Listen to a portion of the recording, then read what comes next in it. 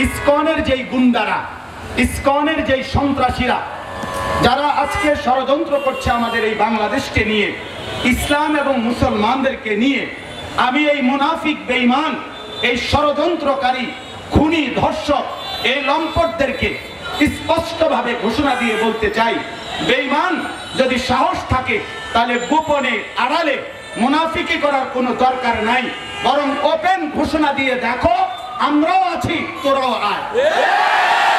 একটা প্রথম ছোট্ট একটা বিষয় আগে বলতে চাই। আমাদের এই ভারতীয় উপমহাদেশে সর্বপ্রথম আজকে যারা ভারতীয় হিন্দু তারা ছিল আর্য জনগোষ্ঠী। তারা মূলত এই ভারতীয় উপমহাদেশের বর্তমান যেই ভারত তার মূল অধিবাসী না, মূল জনগোষ্ঠী না, বরং তারাও অন্য অঞ্চল থেকে এসে এই উপমহাদেশে তখন ভারতীয় ভূমিতে অনার্য এবং দ্রাবিড় একটি জাতি গোষ্ঠী ছিল।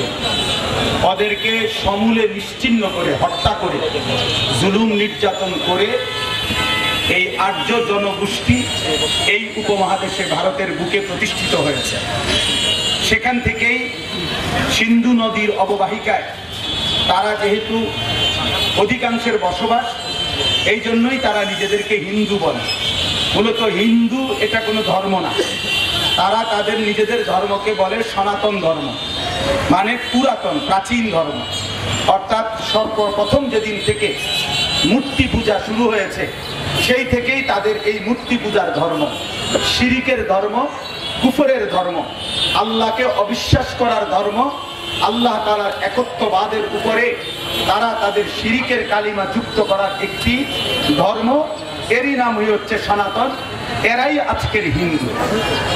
দ্বিতীয় কথা হলো 712 খ্রিস্টাব্দে আমাদের এই ভারতীয় উপমহাদেশে আরব থেকে হাজ্জাজ ইবনে ইউসুফের পরিচালনায় তার জামাতা মোহাম্মদ ইবনে কাসিম রহমাতুল্লাহ আলাইহি আমাদের এই ভারতীয় উপমহাদেশে তিনি তার বাহিনী নিয়ে এসেছিলেন এবং সিন্ধুর রাজা দাহিরকে, হিন্দু রাজাকে পরাজিত করে এই উপমহাদেশে ইসলাম এবং কালেমার আওয়াজ প্রতিষ্ঠিত করেছিলেন।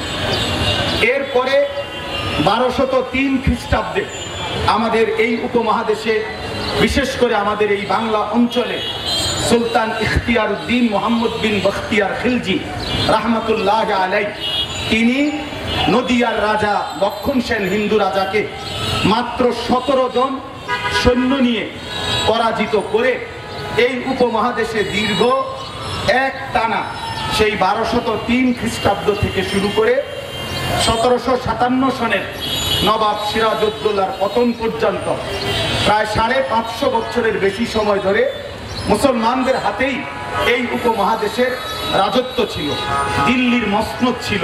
এখানে মোগল সাম্রাজ্য থেকে শুরু করে অসংখ্য মুসলিম শাসকরা এই উপমহাদেশে শাসন করেছিলেন।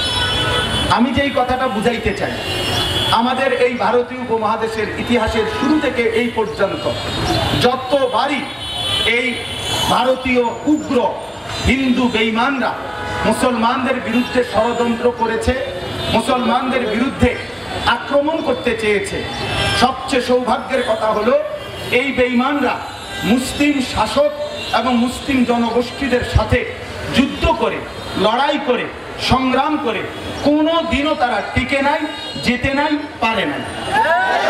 শেষ পর্যন্ত হাঁটতেই হয়েছে, পরাজয় বরণ করতেই হয়েছে। সুলতান মাহমুদ গজনবী রহমতুল্লাহ আলাইহি এই ভারতীয় উপমহাদেশে 17 বার আগমন করেছিলেন মুসলিম বাহিনী নিয়ে। শেষ পর্যন্ত ভারতীয় উগ্র হিন্দুরা তার কাছেও পরাজয় স্বীকার করতে বাধ্য হয়েছে।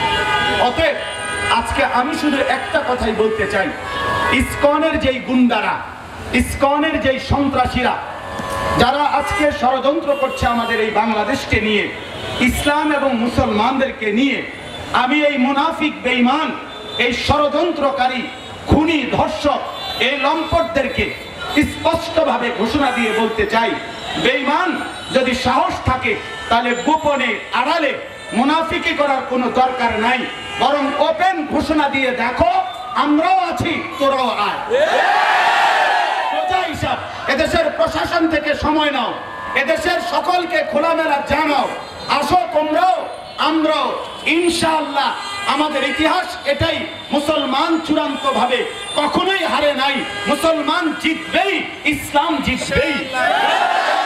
আমরা স্পষ্ট ভাবে কথা ইসকনের গুন্ডা সন্ত্রাসীদেরকে স্পষ্ট বলতে চাই, কোনদিনও আরো 100 বছর না 1000 বছর চেষ্টা করেও মুসলমানের এই বাংলায়, শাহজালালের এই বাংলায়, আহমদ শফির এই বাংলায়, 92% মুসলমানের এই বাংলায় তোদের ঘৃণ্য ষড়যন্ত্র তোমরা বাস্তবায়ন করতে পারবা না, পারবা না, পারবা না।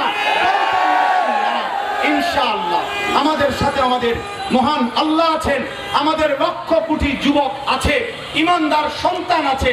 ইনশাআল্লাহ ইসলামের জন্য, দ্বীনের জন্য, মুসলমানের ইজ্জত আর সম্মানের জন্য আমাদের নওজোয়ান এখনো প্রস্তুত আছে কলিজার খুন ঝরাতে। ইনশাআল্লাহ আমরা রাষ্ট্রের সর্বোচ্চ পর্যায় থেকে সকলকে অনুরোধ করছি, অনতি বিলম্বে ইসকনের এই গুন্ডা সন্ত্রাসীদেরকে আর আগে বাড়তে দেওয়া যাবে না, নয়তো এই দেশে আরেকবার যদি সাম্প্রদায়িক দাঙ্গা লাগে তো ইনশাআল্লাহ মুসলমানের এই দেশে ইসকনের গুন্ডারা ভারতের সীমানাও টিকতে পারবে না। ইনশাআল্লাহ 16 বছরের ফ্যাসিস্ট, 16 বছরের জালেম যেহেতু ভারতীয় তাবেদারি করে, ভারতীয় অনুগ্রহ পুষ্ট হয়ে এই বাংলার জমিনে টিকতে পারে নাই, ইসকনের গুন্ডা ফ্যাসিস্টের সহযোগীও টিকবে না, টিকবে না, টিকবে না।